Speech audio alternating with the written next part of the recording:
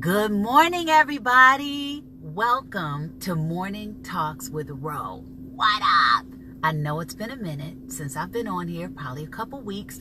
I thought I was going to come on last week. Life has been happening. I've been having the most amazing time with my family, so it's been worth the sacrifice, right? I am in Montgomery, Alabama right now. We had a fantastic Christmas. Did something really cool this year. Went and picked up a whole bunch of little books from the dollar store, the Dollar Tree, and we did books of appreciation. So everybody in the family who came over for the Christmas party, we wore PJs and all this stuff. We had a lot of fun. Everybody who came over for the Christmas party had their name on a book, and everybody throughout the night could just pick up a book, grab a pen, and write down what they appreciated about them. It's a priceless thing to do, but it's like the most awesome gift, right? And it's the most awesome gift. Welcome to the conversation, everybody. How you doing? I've been having an amazing holiday season. How was everybody's Christmas? What did you do? Put it in the comments. What else? I'm going to be finishing up the series, Healing Around the Holidays, right? So we've talked about different aspects of healing throughout these conversations. If you checked out my post from yesterday, I went to the Legacy Museum in Montgomery, Alabama, and it was super potent and powerful. And that is what I'm going to close out 2018 with our series, Healing Around the Holidays. It's a touchy situation, but I think that we can approach it with some serious class, with love, and with hopefully an open enough mind that we can actually create a dialogue that speaks to racial healing around the holidays. We have had an ugly scab opened up with the leadership in this country, and a lot of people who may have even been closeting their emotions and things that they feel about another race could be hiding, behind all of that. But to have an open and classy and hopefully what's a good word? An intelligent conversation about it could really open up some healing, and we could take this to our friends and family and spread from there, right? Grassroots healing. So hey y'all, how you doing? Welcome to the conversation, right? Racial healing. What a concept. We about to get in it. And I don't like to revisit pain. If you read my post, you'll see that I said the same thing yesterday. I don't like to revisit pain unless it serves a purpose. If it doesn't serve a purpose, it's like reopening a scab and not allowing it to heal. But if you're only treating symptoms of something and not going to the root cause, then you might always just be treating a symptom and never really doing real healing. And that's why I think the Legacy Museum was created. I will be honest with you and tell you that I didn't necessarily know. I was going to go just because it's been erected, and I believe in supporting things of that nature. But I was like, well, how do we allow ourselves to heal if we keep talking, if we don't let people, like, for example, if a black person feels like, a white person really has remorse about the brutalization and the things that have happened to the black culture in this country, if we have that conversation but we don't allow ourselves to forgive on a certain level, how does it help to keep revisiting the pain? But what I got exposed to another layer of my thoughts behind that, right? And it was like, you know what? First, we got to actually do the real acknowledging of what happened. And that may start in our history books with our kids. Instead of fluffing over it or trying to make it nice and pretty, maybe we need to open that scab in a way that shows you the real pain, allows us to connect, right, with the real pain, so that another layer of humanity comes out. And because another layer of humanity in each of us gets exposed, we do real healing and we get to real social justice, because you say, you know what? No, this is what it really is. This is the result of systemic oppression, racial oppression. And this is what has happened to this culture. And if we don't go back and fix the laws, the things that this country was built on that sustains that systemic oppression, then we're always going to be dealing with the symptoms instead of healing from the root out. That's just my thought right now. Okay, let me see what y'all are saying, because this is going to be a good one. Hey, everybody. Welcome to the conversation. Welcome to Morning Talks with Ro. Good morning, y'all. I love it. Thank you, Rhonda. Hey, Shirley. Hey, Shamika. Don't visit pain unless it serves a purpose. Bless up. Rhonda Seymour says, I just ate healthy and decided to love on myself and did not care who did not want to try my healthy dinner. Hello. What a concept. Loving on you.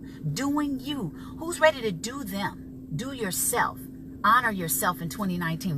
We are days away, y'all. Ooh. When he says, hey, beautiful, I see you and hear you and send my love to you and your family. Thank you so much. I send my love to you and your family. Happy holidays, everybody. We are closing out 2018 very soon. As I said, if you just joined the conversation, we've been talking about healing around the holidays, and we've spoken about healing in different aspects of healing. But we've never tackled something like racial healing, right? It's a very prevalent, very here today thing, but a lot of us want to skirt around it because it's a painful thing to visit, and it's also something that forces us have to deal with our humanity on another layer, right? But if you deal with that, if you struggle with pain, it can bring out another layer of beauty in you that you have not discovered yet. It can bring out another layer of beauty in our ability to relate and connect with others that you may not have discovered yet. Sometimes we run from pain, but it's exactly what we need to struggle with in order to bring out another layer of beauty in us. Struggling with pain can be a good thing if it's going to bring healing and change, much needed change. To go back to pain and turn it over and beat up on an old wound and not with purpose, yes, that can be problematic. But if we go back and we say, what's to be gained here? How can we learn from this? How can I expose myself to more humanity, more love, more peace, more healing, more of the things that we say we desire? If we look for that in the pain, then what do we discover? Then what do we discover? Visiting the Legacy Museum was like I said, I was like, all right, well, let me go see why we erected this thing, because how is looking at the pain of the past in this way going to be helpful? Let me go see it. And I got it. I grasped it. You know what I'm saying? I went there, I saw the chains and the shackles, and I'm thinking, think about the mental oppression that took place. We see the physical, right? What about the spiritual and how that gets passed down through generations? Mindset. The way that some of us discipline our children and people see it as abuse, when in essence it may have been born out of a space of trying to protect our families. I believe it totally was. You're trying to keep your kids in line so that they don't get taken from you. You're trying to keep your kids in line so that they don't get killed in a space of where you can't just freely and openly express yourself like other human beings just based on your color.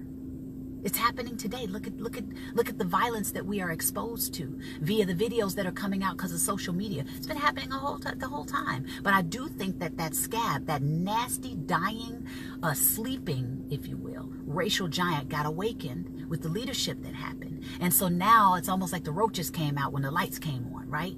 And so it reawakened pain. It reawakened anger. It reawakened what this country was built on.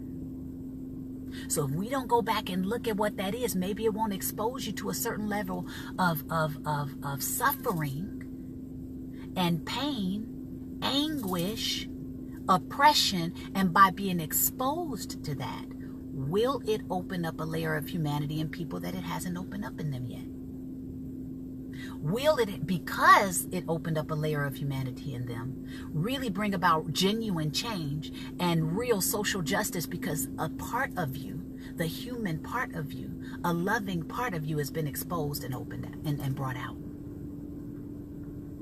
You see, if you don't deal with it, then you can fluff over it. You can sweep it under a rug. You can allow it to become like the telephone game. You ever heard of the telephone game where you say something, right? And depending on how the next person relays it to the next person, even vocal inflection can change the meaning, right?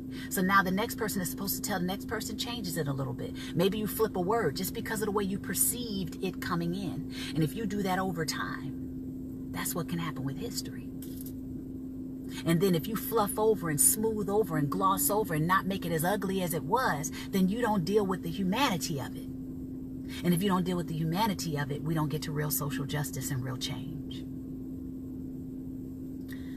Let's see what you're saying. Bless up, Michelle. Hey, Charles. Thank you. Have a super blessed 2019 to you. Maurice Mack says it's good to remember the pain from the past. The Jews do it all the time. Right. Other cultures have been allowed to do this more freely. But for whatever reason, African American culture has been suppressed in some ways from having it put out on Front Street. And this country, honestly, has been industrialized through slave labor. It's true. Has been industrialized, has been built on the backs of oppression. And that's not to say all of it, but a dang on majority of it. And when I went through that museum, not only from the exhibition, but also inside of the building, reading up on all of that history and how it grew to 400,000. I mean, just in the South, there were millions of slaves. And then we're dealing with, you're talking about physical slavery, but do we deal with the aspect of spiritual enslavement? What that meant to people's relationship with their creator, how that was haunted and daunting, how that was questionable and confusing. Have you dealt with, not having an economic base? And because a lot of our children don't even have an economic base, we can't get them out of prison for a traffic infraction. You can't get them out of jail for a traffic infraction. That's not having an economic base. Why is that? Well, if you never had any wealth to begin with. See, we got to have a real conversation. And it's possible if we're open. It's possible if we do it from a space of choosing to love. It's possible if we do it from a space of choosing peace within it. But sometimes you got to deal with the struggle. You got to deal with the anger. You got to deal with the stuff that comes with it in order to break through. But it's okay if we're looking at it from the space of let's heal from it, not let's run from it, act like it didn't happen, and then we really don't deal with the humanity of it, and then we don't get to real change or social justice. We still treat symptoms. We don't treat the root cause, right? I see what you're saying. Yes, I feel it's a privileged conversation, like it's not a problem until it happens to you, right? Speak on it, man. This is for me today for sure. Bless up, Rhonda. My daughter is questioning Black history. Good, Michelle Brown. Let's question it. Struggling with pain can be a beautiful thing. It brings out a beauty in us on the other side of the pain, on the other side of the struggle. Look at what has happened to a Black culture. Because of the struggle, look what it's birthed. And we still got a ways to go. But there are a lot of beautiful people that have come out of the struggle, a lot of beautiful families, a lot of beautiful hearts. Look at how we love from the struggle. Hey everybody, welcome to the conversation. This is Morning Talks with Ro. No, they do not teach this in schools to the degree with which, as a matter of fact, I don't remember learning about slave history much at all in my particular curriculum coming up. A lot of it was colonialism and European history. And even though it was still, it had a violence within it, why not, if our history is going to be riddled with violence anyway, why not tell the whole truth? And it's going to breed a different generation of children and people because they're consciously aware of what really took place. And if you're consciously aware of what really took place, then maybe you'll operate from a different space within your heart and your mind.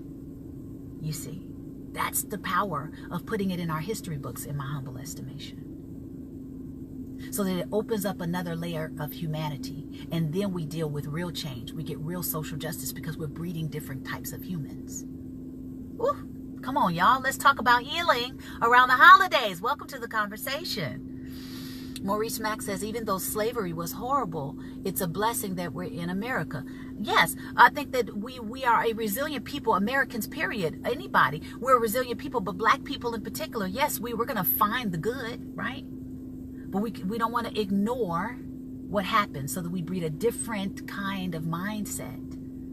So that we get real social change if we're really talking about liberty and justice for all, right? Right? So does anybody want to add to the conversation here about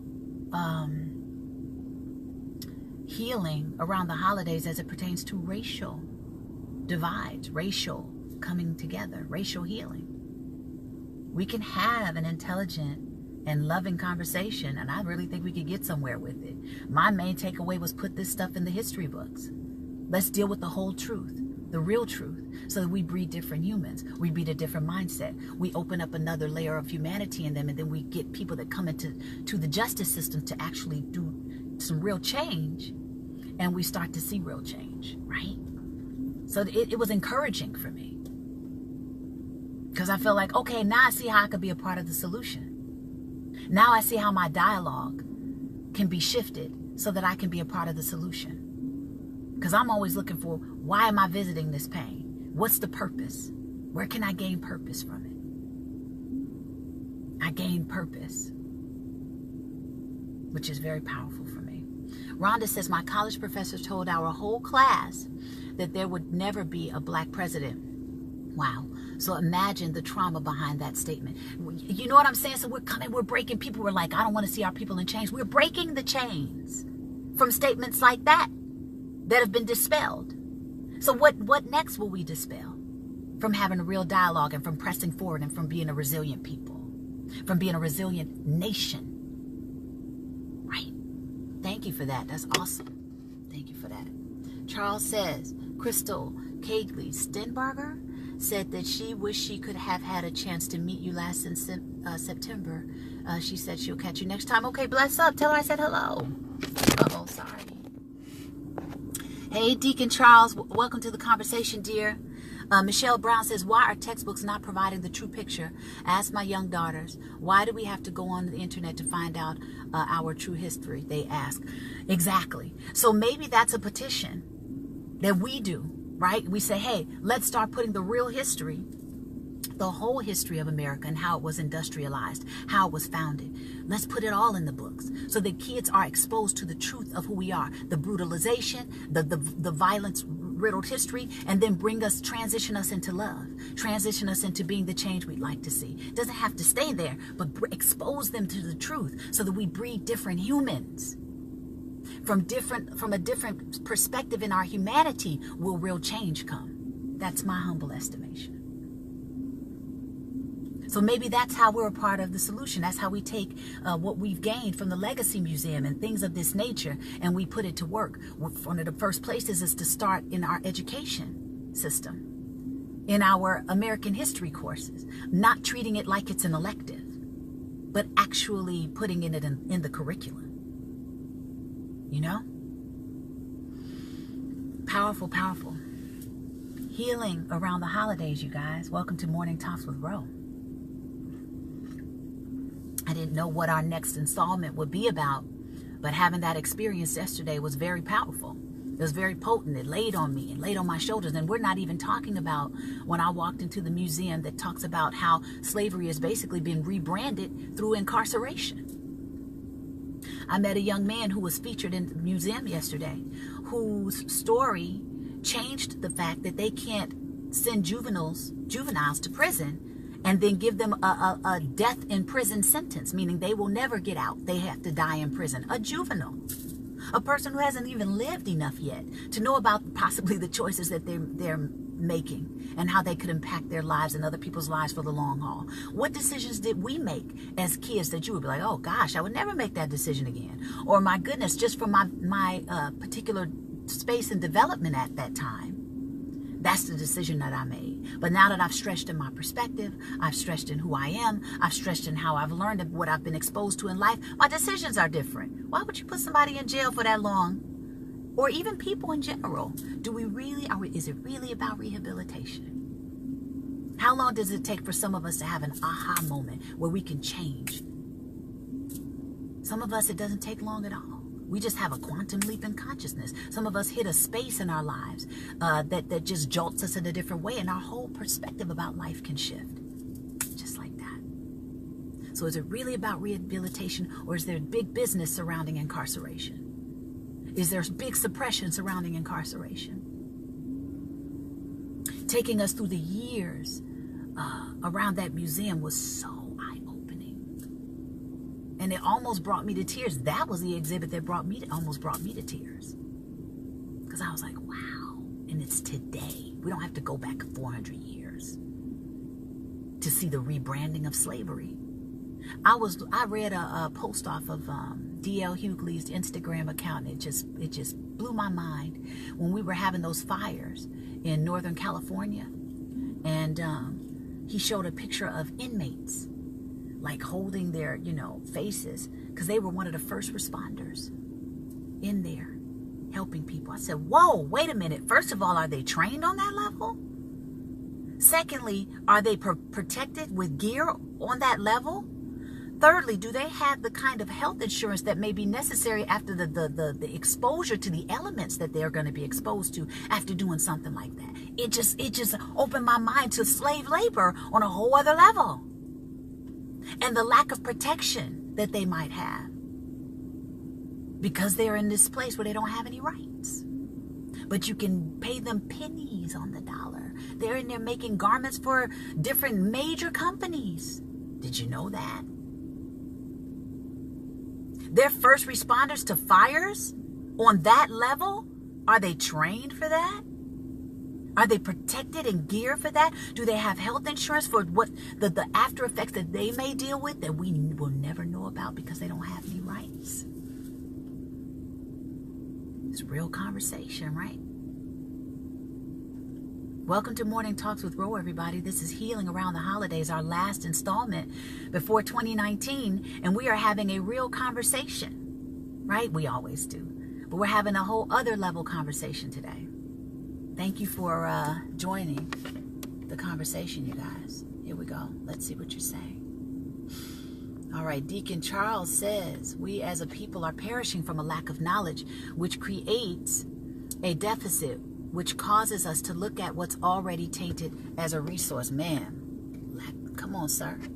Maurice Mack says, what do you mean racial healing around the holidays? Well, we have there's a series that I created for the month of December, right before, Thanksgiving, called Healing Around the Holidays. And I've spoken about, or we've spoken about, healing in different aspects, personally, from a collective level, speaking about our goals, healing our mindset, and today we're speaking about racial healing. Maurice. Michelle Brown says, I agree with you 100%. Thank you. Bless up, babe. I saw your visit to the museum on Instagram. Yes, children need to learn this on every school level. Yes, Shirley. Shirley says, speaking nothing but the truth. Bless up, Shirley. Charles says, I'm the second African-American to be in management with the corporation I work for in this state. There are only 6 in the state altogether. This is a national chain as well. Wow. Bless up for making a difference, being an inspiration. Yes. Lobe says, I know you've dabbled in acting before. Any plans of pursuing any more acting roles? I say this because today you look like you should play Cleopatra in a blockbuster film. Thank you, Lobe. You always make me feel so fabulous. Yes, I do intend to get back in the acting field at some point. Right now, of course, music is monopolizing my time, and being a coach is monopolizing my time. But I look forward to seeing, what path the Most High is going to have for me in the near future. Yeah, baby. Thank you. So is there anything else, you guys, that you would like to add to our conversation today? As we talk about healing around the holidays as it pertains to racial divide and racial coming together, racial understanding, the industrialization of this country built on the backs of black oppression. This was inspired in me to speak about because I visited the Legacy Museum in Montgomery, Alabama. Please check out the posts that I put up. Very, very powerful and telling just from visuals alone, but also the information that they packed into that small space. So life-changing. If you allow yourself to take it in. And for me, it's been encouraging because I don't like to revisit pain of any kind unless it's going to be purposeful, right? Although we do that sometimes, we beat ourselves up unnecessarily. But I highly recommend and I encourage us all that if we're going to revisit any kind of pain, make sure it's purposeful. Make sure we're opening that scab or that wound for a reason. Look for the growth, right? Look for the healing. Look for the ways that we can create the life that we'd like to experience, create the connections that we'd like to experience because we're visiting that pain again, create the healing within ourselves that we'd like to experience because we're visiting the pain again. And so by visiting the pain yesterday at the Legacy Museum in both exhibits, it helped me to understand how I could be a part of the solution within the dialogue that I have with different people, and possibly even legislation that is introduced later, possibly especially introducing this kind of history to our curriculum, not making it an elective, not making it something that you learn on the side, but making it a part of the fabric of American history because it is. Black history is American history. The brutalization and oppression and enslavement of blacks is a part of American history and is a huge part of how this country was built. And it is a huge part of what we're dealing with today in the way that we connect and relate to one another. It just is, you know. You can ignore it if you'd like. You can sweep it under a rug if you'd like, but it doesn't take away from the truth that it exists, and it doesn't take away from the truth that we are dealing with the residual effects of it today, and that we're dealing with the rebranding of it today. So why not deal with the root of the cause, right? So that we can have real healing as opposed to continuing to be mad at the symptoms of it. Healing around the holidays, right? But of course, this goes beyond the holidays. This goes to just healing in general. Hey, Denise, welcome to the conversation. Let's see what you're saying. Marcel Smith says, morning row at work, so I can't stay on long, but your picks in Bama were impactful to say the least. Please keep doing what you're doing. Bless up, Marcel. Thank you for the feedback. Thank you for the feedback. Very powerful. I highly recommend that everybody, if you get an opportunity to go and check it out, it can change you.